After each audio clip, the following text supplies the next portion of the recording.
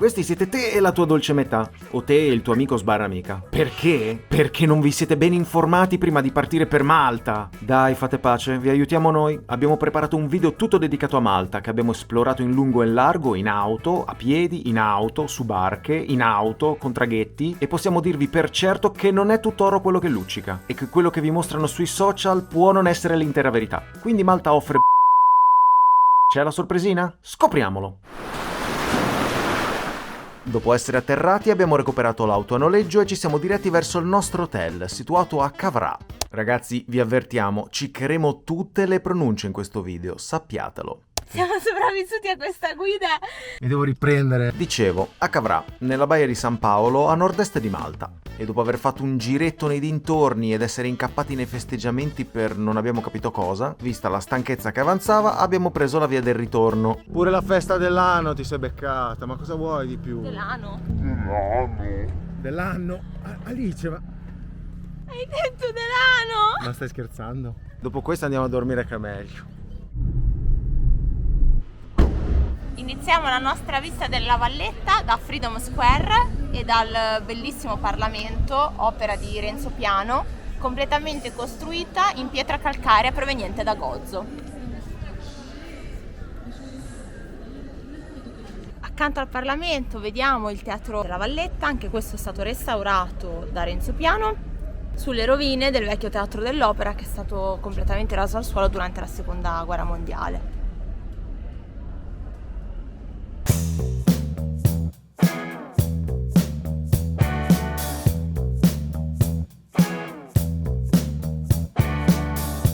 Questo è verosimilmente il negozio più stretto che abbia mai visto in vita mia. Ci sta giusto una persona minuta.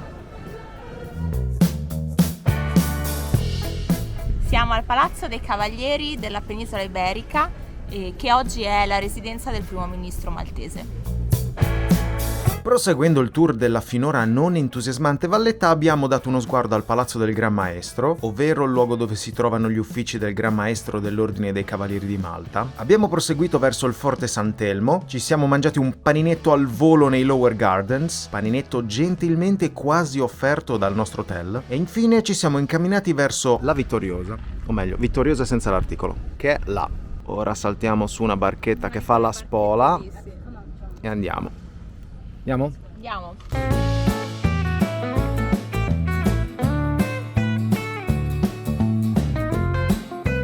Va che mezzo, ti ho trovato un mezzo che è alto che Uber. Perché li ho trovati io guardando dall'alto. Ma stai buona. Ho visto ste barchette. Sì, stai buona. No, tu volevi andare di là col traghetto figo, eccetera, quello lì. Volevi andare con quello, volevi andare. Opla!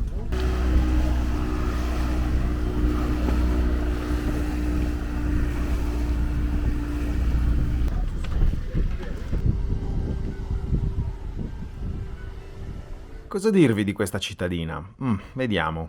Vittoriosa, in maltese il Birgu, venne fondata all'interno del Porto Grande, tutto attorno al Forte Sant'Angelo, e servì Malta come porto principale. Nel 1530, con l'arrivo dei cavalieri ospitalieri, divenne capitale dell'isola al posto di Medina, che trovandosi nell'entroterra non soddisfaceva i requisiti. Dopo il saccheggio di Malta nel 1565 arrivarono molti aiuti ai cavalieri dal resto d'Europa, permettendo così al Gran Maestro Jean de la Valette di costruire una nuova città fortificata sul monte Sciberras, o Sciberras, la penisola di fronte a Birgu da cui i turchi avevano bombardato la città. La nuova capitale venne chiamata La Valletta dal nome del Gran Maestro La Valette, mentre Birgu ebbe il titolo di città vittoriosa e gli abitanti presero il nome di vittoriosani. Dopo la presa di Malta da parte di Napoleone Bonaparte nel 1798 e la sua successiva cacciata ad opera degli inglesi, la Royal Navy fece di Vittoriosa la sua base nel Mediterraneo fino al 1979. Ma questo luogo merita una visita? Beh, considerando che ci vogliono giusto un paio d'euro a persona per raggiungerla via mare, diciamo di sì, ma non aspettatevi molto, anzi. Ora riprendiamo la nostra barchettina La e torniamo alla Valletta.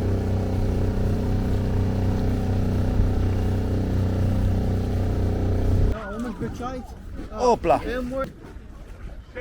Ciao! Bene. E dopo gli ultimi 1000 scalini abbiamo raggiunto gli Upper Baracca Gardens, che si trovano nella parte più elevata del bastione di San Pietro e Paolo, dai quali, come vedete, si gode di una vista di tutto rispetto.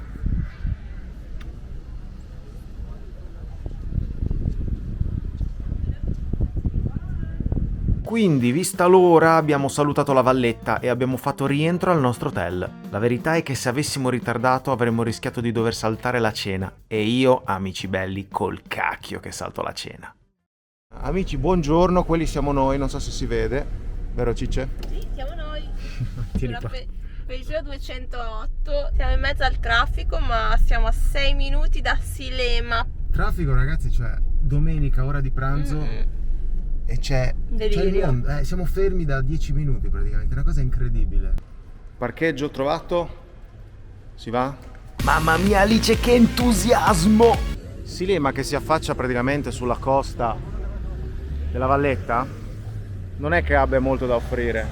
O meglio, se siete dei festaioli e vi piace fare il bagno, le spiagge non mancano, le discoteche non mancano. Quindi noi ci facciamo il giro dei porti che sono qua in zona. Sembrerebbe essere molto interessante, con un bel traghettino.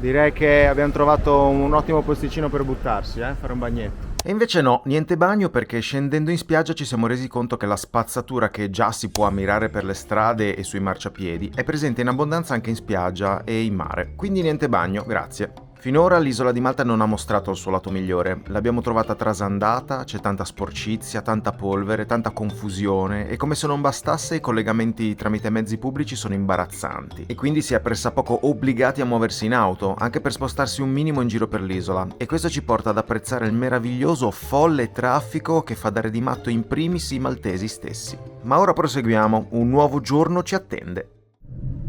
Buongiorno, siamo nel quasi niente, non lo so dove siamo.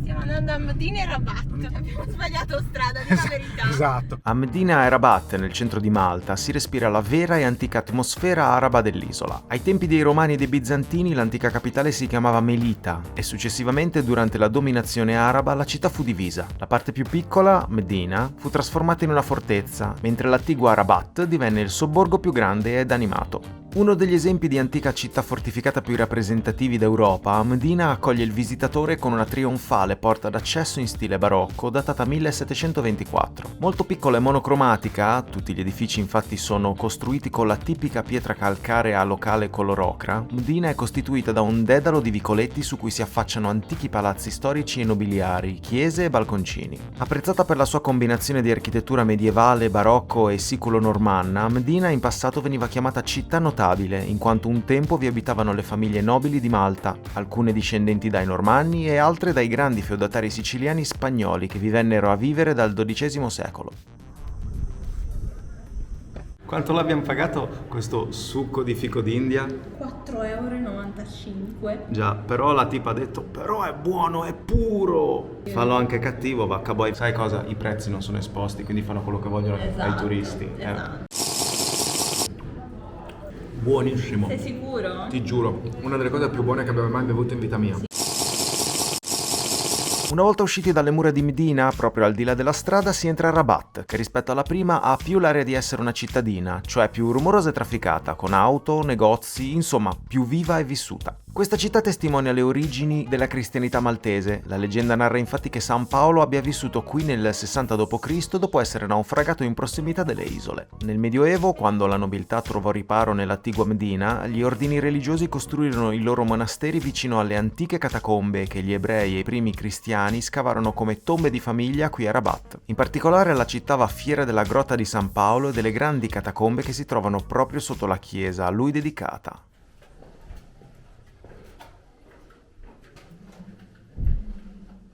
Prossime tappe o tappa? Andiamo ad Ingli. Ad Ingli. Cosa c'è ad Ingli? E niente, c'è da vedere la scogliera. Sarà una tappa velocissima.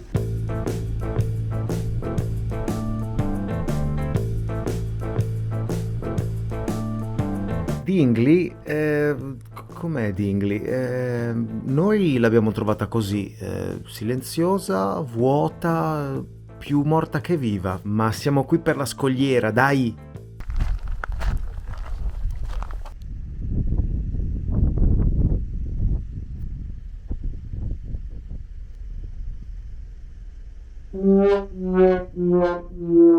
Tutto molto interessante, però piuttosto andiamo a fare con un traghettino con una barchetta il giro della grotta qui sotto, si chiama Grotta Blu. Siamo stati gli ultimi a salire, è tornato indietro per raccattarci.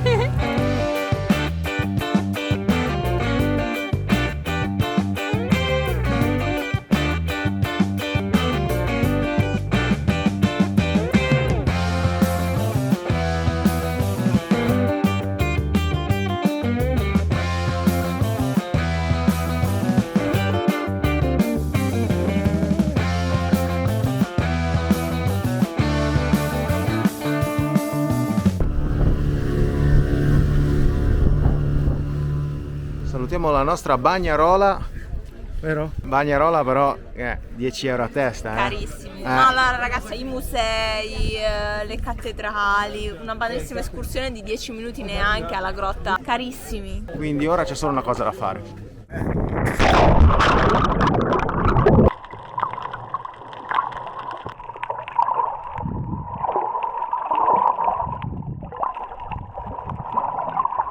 Ma che animale è? Se sapete cos'è, scrivetecelo nei commenti, io a fuoco. Penso che ormai sia giunta l'ora di tornare verso la base. O forse mi faccio un altro tuffo.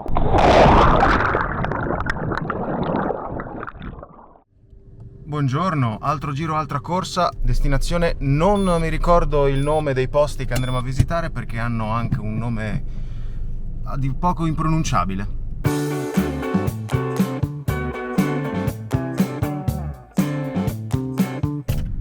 Quindi dove mi hai portato? Perché non mi hai ben capito. Siamo a Marsax Lock. Sei sicura che si pronunci così? La pronuncia, avete sbagliato la pronuncia. Ragazzi, ma io la guida la leggo, non è che ho la guida che mi dice come si pronunciano i posti. La fonetica, la pronuncia. Ci troviamo a sud-est dalla baia di St. Paul, dove abbiamo l'hotel. In mezz'ora circa di macchina, se non trovate troppo traffico, come invece abbiamo trovato noi, raggiungete questa simpatica cittadina di pescatori.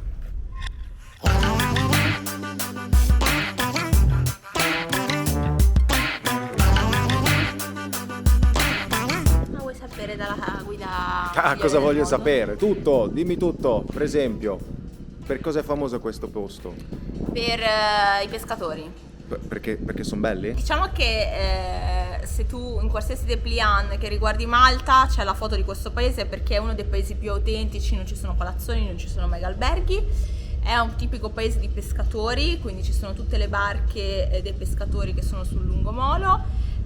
Cosa tipica delle barche è il disegno degli occhi sulla prua per mandare via la sfortuna. Ah, il malocchio, sì. Il malocchio è una cittadina che vive principalmente di pesca, quindi sono tutti pescatori, ristoratori, pescivendoli, eccetera. Molto carina, una spiaggia che si chiama St. Paul's Bay. St. Paul o St. Peter? St. Peter. San Pietro o St. Questa Paul? la tagliamo.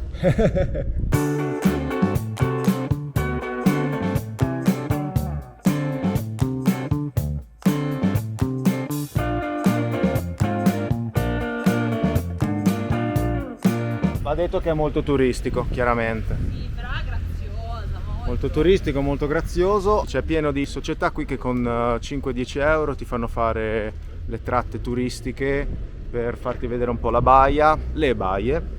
E visto che fanno scalo ogni 8 minuti ti puoi fermare, farti un bel bagnetto, cosa che faremo sicuramente. Ci siamo, eh? Emozionata? Guarda che ti devi tuffare, No. Te, va che mezzo. Guarda dove ti ho portato, hai visto? L'ho portato io qui. Non sei contenta? Ma com'è portato? Ma sei sempre te che porti me, ma che ti stai di? Tu non studi Va qua, niente. io studio. Va, dammi il gomito. Ma va. Obla.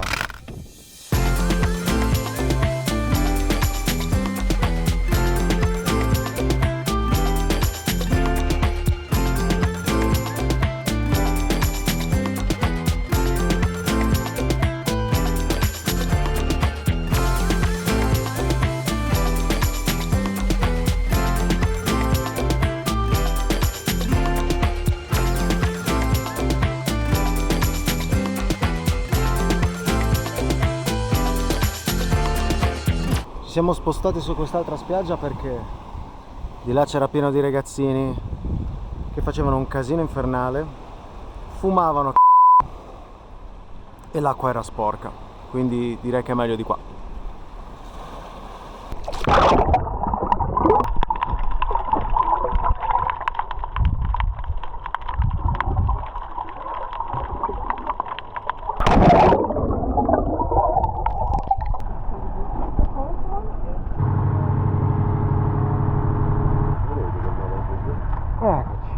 E ora c'è solo una cosa da fare: andare a cercare un posto dove mangiare.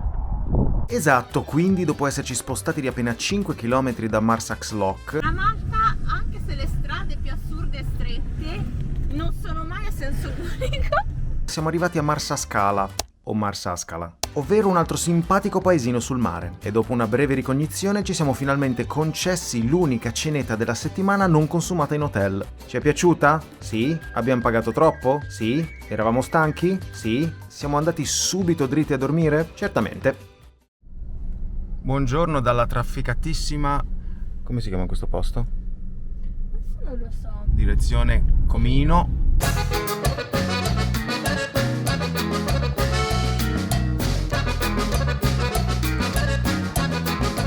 Mi sono dimenticato l'action cam e quindi bene così adesso. Molto molto molto bella l'acqua, trasparentissima e azzurra. Però quanta gente c'è, non me l'aspettavo minimamente. Però per essere tutta questa gente, guarda comunque com'è pulita l'acqua. Tra le acque più belle che avevo mai visto in vita mia. Abbiamo trovato 2 sdraio, guardate che vista. No, pazzesco. Quando dicono che sembra i Caraibi è vero. C'è da dire una cosa, che il fondale non era interessante quanto quello dell'altro giorno, quindi magra consolazione. L'acqua di per sé è splendida perché il fondale è bianco, la sabbia è bianca, quindi la colorazione dell'acqua che viene fuori è questa. Bene bene bene, dopo aver passato qualche ora a mollo come dei paguri, e vorrei anche vedere, c'erano 43 gradi. La destinazione Gozo, la sorella maggiore di Comino. Esatto. Tra l'altro ho recuperato anche la action cam, quindi Alessio è felice. L'isola più a nord di Malta. Ci siamo quindi imbarcati con l'auto con direzione Rabat, ovvero il capoluogo di Gozo, città conosciuta anche come Victoria, in onore della regina Vittoria. Le sue origini risalgono ai primi insediamenti dell'età del bronzo, in seguito vi risiedettero Fenici e Romani, che per primi utilizzarono la cittadella come acropoli, che tra poco visiteremo. Cittadella che presenta ai giorni nostri profili più moderni. Traduci su. Verbum Dei caro factum est. Fate caro il verbo di Dio. No. Il verbo si fece carne e venne ad abitare in mezzo a noi. Tira fuori il telefono e fammi vedere subito. Fammi vedere subito il telefono. Fai vedere il display del telefono. Fai vedere. Ah, cosa vuol dire verbo? Brava, sei il top. Sei Cristiano Ronaldo. Fammi un su.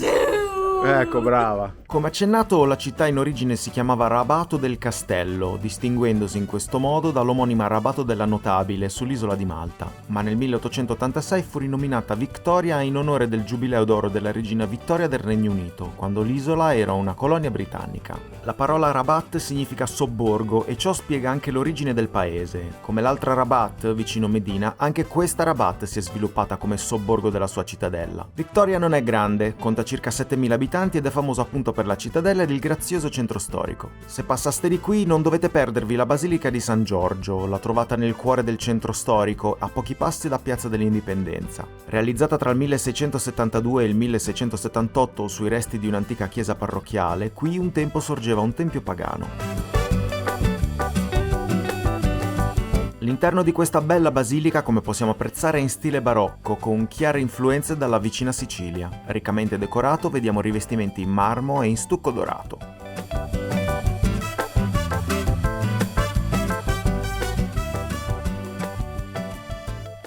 Venendo alla cittadella, questo è un complesso di strutture massicciamente fortificato che torreggia su una rupe a circa 150 metri sul livello del mare e che domina sull'isola. Sinceramente, vale la pena dedicare mezza giornata per visitarla, come troviamo scritto nelle guide turistiche? Ma per la nostra esperienza diremo di no, perché in un paio d'ore è possibile fare una passeggiata tra le viuzze del centro, ammirare la Basilica di San Giorgio e visitare appunto la cittadella con la sua cattedrale dell'Assunzione della Vergine Maria. E poi a dirla tutta, Gozo non è solo Victoria. Il nostro itinerario infatti include la laguna salata di Dueira, o come si pronuncia, chiedo scusa ai goziani, nell'estremo ovest, il sito UNESCO di Giganzia, nell'area centrale dell'isola, e la baia di Ramla, sulla costa nord. Quindi è tempo di mettersi in marcia.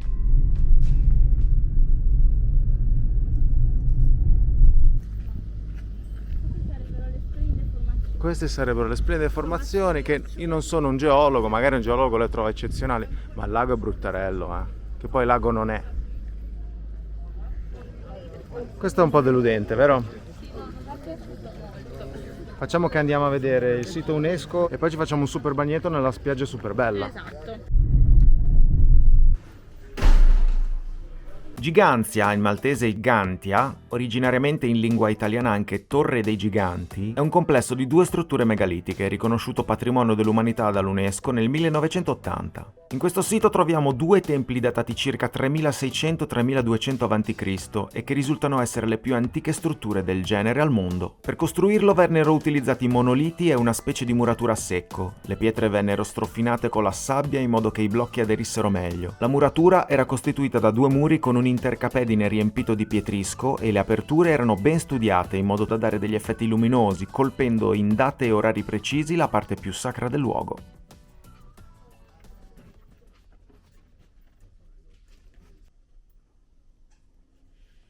Posso ufficialmente dire che questi sono stati 10 euro peggio spesi della mia vita. Capra ignorante! Comunque siamo noi che non capiamo l'importanza del sito, perché è un sito UNESCO, quindi sicuramente è un sito dal valore importante, solo che noi siamo ignoranti. Rimangono pur sempre 10 euro peggio spesi della mia vita. Capra ignorante! C'è solo una cosa rimasta da fare. Benvenuti alla spiaggia di Ramla. Sei sicuro di essere nella spiaggia giusta quando ci sono praticamente solo maltesi a fare il bagno?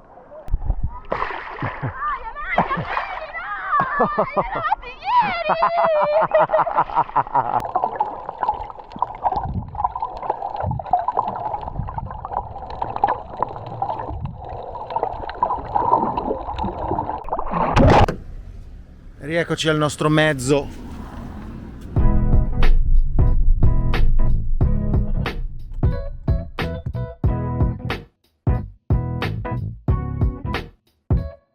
Amici, quasi mi dimenticavo di dirvi una cosa. Il video finisce qui. Iscrivetevi al canale. Ciao ciao!